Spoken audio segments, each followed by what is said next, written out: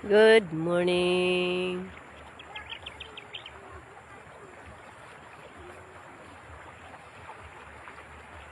This is Zambales, guys. Ito yung ilog nila ay kapag walang ulan, napakababaw lang.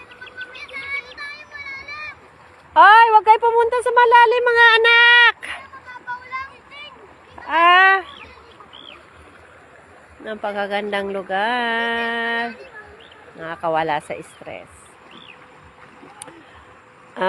Kapag may time, pag nagkaedad tayo,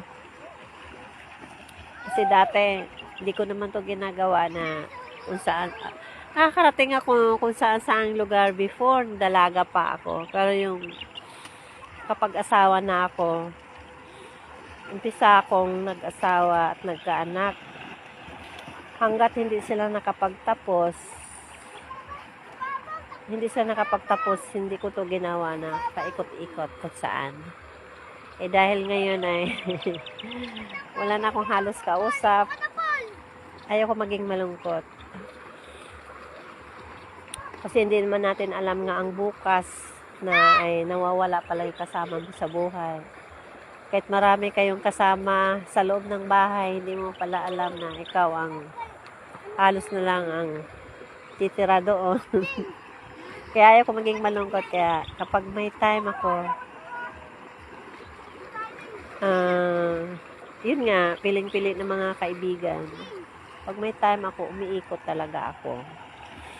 At dahil dito nakatira si Alice at si Alan, bakasyonana nila, pagawa sila ng bahay. Kaya dito ako ngayon. Yan.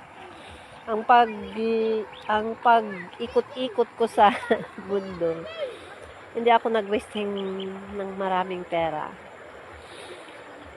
Pinag-aralan ko din kung saan makakatipid, kung ano. May madudukot man, kapiranggot lang. Dahil sa biyaya ng mga kaibigang magagandang kalooban. Ganun. Para maging masaya, para may purpose din sila, para maging masaya raw ako. Ganun. Kasi alam naman nila kung anong naging buhay ko noon. Yan. Napakaganda. Ang gusto ko talagang puntahan ay yung mga magagandang kalikasan, kagaya ng mga ilog, mga dagat. Yun talaga ang the best para sa akin. Yan. Hoy! Andi, malalim na dyan! Ha? Ikaw?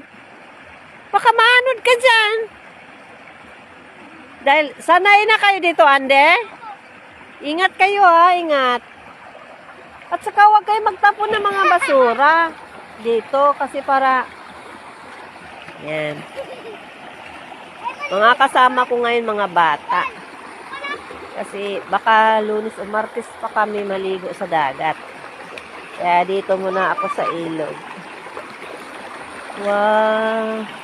Ito lang yung part na malalim, nak. Ito lang yung parte ng ilog nyo ay malalim. Ano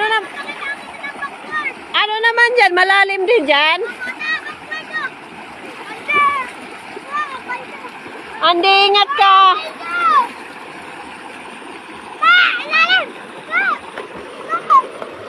Andi, kinain mo ng chocolate kung bigay ko sa'yo? Kinain mo? Namahagi ka ng binigay kong chocolate sa'yo. Masarap ba? Katikim ka?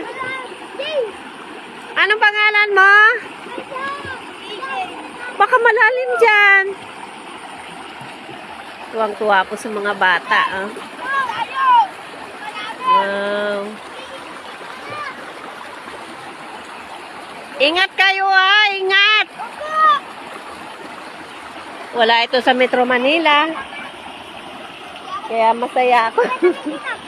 Pag nakakapunta ako sa may mga ilog. At paggawa kasi si Alan at si Alice ng bahay nila, masaya ako para sa kanila kasi ang ganda na ng bahay nila. Before, kubo-kubo lang. Wow, ang linaw man pala ng ilog.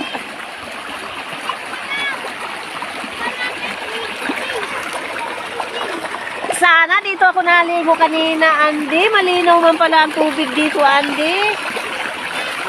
Wow! Thank you, Lord, sa mga magandang kalikasan bigay mo sa mundo.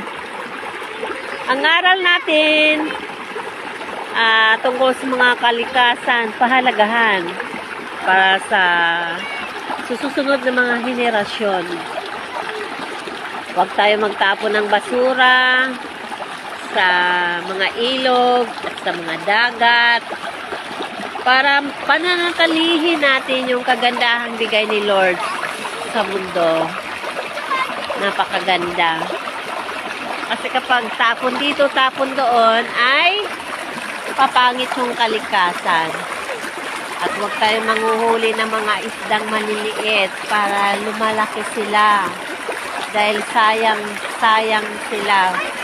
Mas maganda yung nahuhuling isda, yung lalaki para lalong mapakinabangan. Ganun yun. So, yan. Ay, na-appreciate ko talaga. Yan. Lagi naman nating pahalagahan ang pamilya, pero ang sarili natin, lagi natin pahalagahan din. Lagi natin bigyan ng time para maging masaya, para para maiba naman yung mundo natin. Kasi marami kasing pag nagkaedad na, lalo na kung senior citizen, dahil ang mga millennials ngayon, whether you like it or not, mabuti kung maalala ka i-text. Kung maalala ka man ma-text, hindi ka nila makasama all the time. Of course, sarili mo lang talaga ang paano mo pahalagahan, paano mo bigyan ng panahon na para maging masaya sa tamang kasayahan sa mundo. Kaya sa mga nagkaedad dyan, huwag na tayo mag-imot-imot. Huwag na tayo maging sensitive. Gawin mo na lang yung best para sa sarili mo. Kaso ang tanong kung paano yung mga magulang na walang-wala, gawin pa rin masaya ang buhay. Kasi si Lord lang ang tanging pag-asa natin sa mundo. Kaya, ikot-ikot lang. Ikot-ikot pag may time. Lagi natin pasalamatan ang lahat ng kung ano lang ang mayroon, kung anong kakayahan. Lagi natin i-appreciate yan sa mundo. So, pagmasdan ko itong ilog, noon nagtatanong ako, bakit ang tubig sa ilog hindi nauubos, dumadaloy? Hindi nyo pansin, daloy sila ng daloy, araw-araw, pero hindi sila nauubos. So, ibig sabihin, napakaraming tubig sa ilalim ng lupa. Ganun. Wow! Thank you, Lord! Kaganda-ganda. Maging masaya ang buhay ko kapag kaikot ko. Kaya't may alaga. Shout out sa mga apo ko, kay Dagat. Kate Wilson Dagat. Ako mag-alaga sa'yo sa Hoybes. At si Bilog, namimiss kita, Bilog. Love you, mga apo. Love you, love you, love you. Love you, love you. Yan.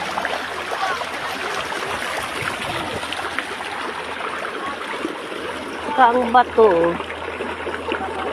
Diba, napaka-amazing ginawa ni Lord sa mundo. Ang bato,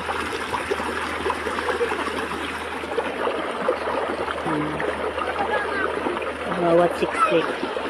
Ayan.